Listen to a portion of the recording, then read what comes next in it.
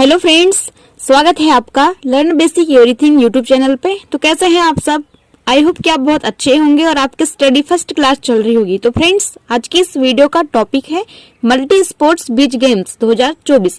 देखिए फ्रेंड्स, यह जो टॉपिक है मोस्ट इम्पोर्टेंट है। सबसे पहला इसलिए इम्पोर्टेंट है क्योंकि 2024 का है, करेंट का है, और सबसे ज्यादा इम्पोर्टेंट इसलिए है क्योंकि सबसे पहली बार समुद्र के बीच पर यह खेल खेला गया है। तो आगे हम देख लेते हैं इसके बारे में कुछ इम्पोर्टेंट जानकारी, इम्पोर्टेंट की पॉइंट जो कि और एग्जाम के लिए बहुत बेहतरीन क्वेश्चन बनाकर लाएंगे। तो चलिए देखते हैं।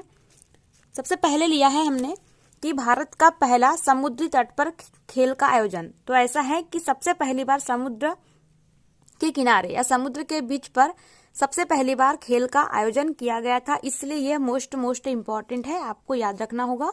ओके, इसके बाद हमको यह याद रखना होगा कि इसका आयोजन कहाँ किया गया है। तो इसका आयोजन किया गया है दीव में।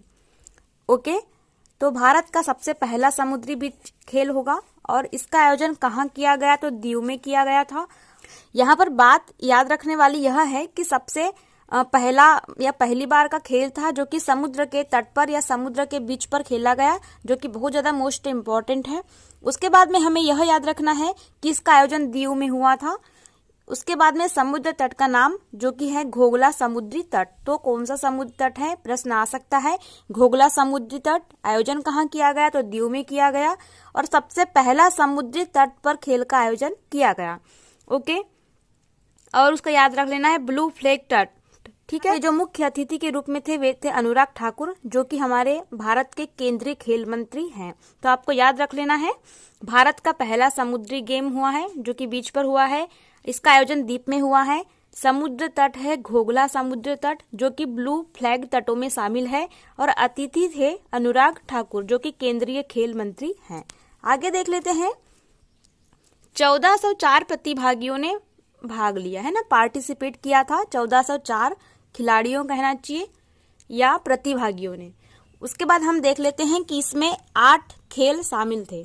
तो देखिएगा, यहाँ से जो इम्पोर्टेंट खेल है उसको हमने लिया हुआ है, तो आपको जितना लिखा है उतना याद कर लेना है। सबसे पहला है वॉलीबॉल, सॉकर और कबड्डी। ठीक है, इनको तो आपको याद रखना ही है। उसके साथ में मलखंभ है जो कि मध्य प्रदेश का राजकीय खेल है, इसलिए इसको याद रख लेना है। रस्साकशी और समुद्री तैराकी। तो यहाँ से ये 6 खेल याद रख लेना है और आपको यह याद रखना है कि कितने खेल शामिल थे, तो 8 खेल शामिल थे। ओके, और कितने प्रतिभागियों ने इसमें पार्टिसिपेट किया, तो 1404 प्रतिभागियों ने इसमें पार्टिसिपेट किया। इसके बाद देख लेते हैं पद तालिका, है ना, कि पदक तालिका। मध्य प्रदेश चैंपियन रहा, प्रथम स्थान पर मध्य प्रदेश ने प्रथम स्थान प्राप्त किया, जिसमें से उसने कुल 18 पदक जीते और उसमें से 7 स्वर्ण पदक थे। आपको याद रख लेना है कि मध्य प्रदेश प्रथम स्थान पर था, कुल पदक 18 जीते और 7 स्वर्ण पदक जीते। उसके बाद में देख लेना है हमको, द्वितीय स्थान था महाराष्ट्र का, जिसने 14 पदक जीते थे। ओके, तो पहला मध्य प्रदेश, दूसरा महाराष्ट्र जिसने 3 गोल्ड जीता और मध्य प्रदेश ने 7 गोल्ड। ओके, उसके बाद देख लेते हैं दादर, तमिलनाडु और उत्तराखंड, जो कि 3rd स्थान पे थे और इन्होंने टोटल मिलाकर 12 पदक जीते।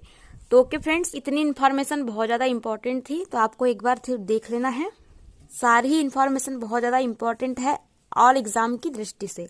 तो मिलते हैं अगले वीडियो में नए टॉपिक के साथ में। आज के लिए थैंक यू। अगर आप चैनल पे नए हैं तो प्लीज़ चैनल को सब्सक्राइब करिएगा और अधिक से अधिक शेयर करिएगा। मेरे चैनल को सपोर्ट कीजिए। Okay, thank you.